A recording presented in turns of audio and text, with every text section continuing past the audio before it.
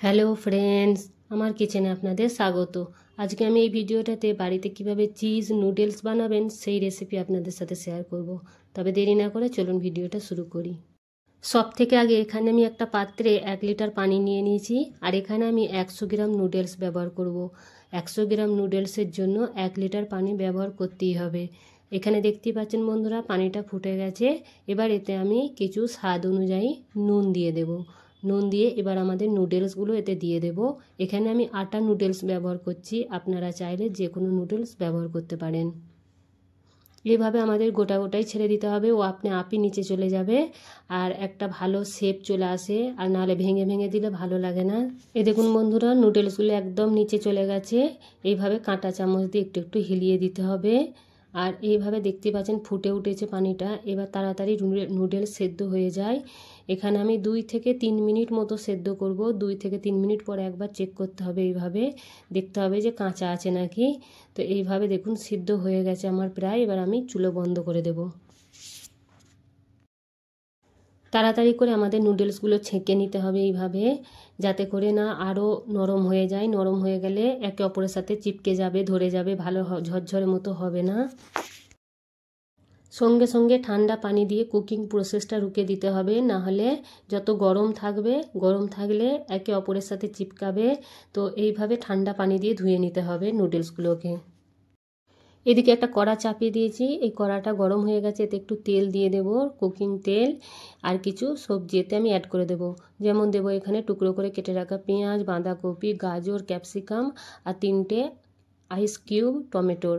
আপনারা চাইলে গোটা টমেটো ব্যবহার করতে পারেন। এগুলো দিয়ে দেবো, এতে ঢেলে দেব।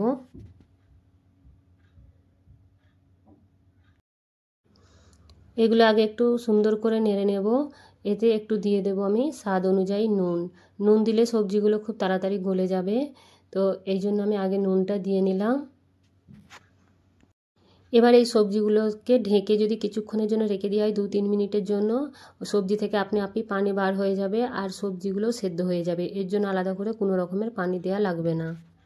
দেখতেই পাচ্ছেন বন্ধুরা, সবজিগুলো সেদ্ধ হয়ে গেছে, খুব সুন্দরভাবে সেদ্ধ হয়ে গেছে। সবজিগুলো সেদ্ধ হওয়ার পরে এতে আমি দিচ্ছি অল্প একটু চিলি ফ্লেক্স। এটা আমি আমার বাচ্চাদের জন্য বানাচ্ছি, আপনারা চাইলে বেশিও দিতে পারেন। আর এখানে দিয়ে দিলাম 1 চামচ সেজওয়ান চাটনি।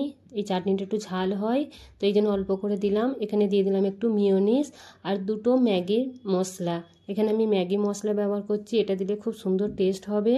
তো এই জন্য আমি এখানে ম্যাগি মশলা 2 প্যাকেট দিয়ে দিলাম। এবার এতে অল্প একটু পানি দিয়ে কিছুক্ষণের জন্য মশলাগুলোকে ভুনে নেব। এখানে মশলাটা ভুনা হয়েই গেছে। এবার আমি যে নুডলসগুলো রেখেছিলাম সেই নুডলসগুলোতে ঢেলে দিলাম, দিয়ে এগুলোকে সুন্দর করে আমাদেরকে মিক্স করে নিতে হবে। বন্ধুরা, মিক্স করে নিয়েছি। এবার এতে দিয়ে দিলাম ঢের সারা মোজারেলা চিজ। এই চিজ দিলে খুবই বাচ্চারা পছন্দ করে খেতে, তো এখানে চিজ দিয়ে দিলাম, অনেকটা চিজ দিয়ে দিয়েছি। দিয়ে এগুলোকে সুন্দর করে এবার মিক্স করে নেব। দেখুন বন্ধুরা, চিজ একদম মেল্ট হয়ে গেছে, একদম দেখতেই পাচ্ছেন, আর একটুও নাইকো মেল্ট হয়ে গেছে পুরো চিজটাই। এবার আমি এটা নামিয়ে নেব। আমাদের চিজ চাউমিন একদম রেডি হয়ে গেছে। নুডলস বলেন, চাউমিন বলেন, একদম রেডি। দেখতেই পাচ্ছেন, খেতে খুবই মজাদার হয়, একবার ট্রাই করতে পারেন। যদি ভিডিওটা ভালো লেগে থাকে তাহলে লাইক, কমেন্ট, শেয়ার আর সাবস্ক্রাইব করতে মোটেও ভুলবেন না। ভিডিওটা দেখার জন্য অনেক অনেক ধন্যবাদ।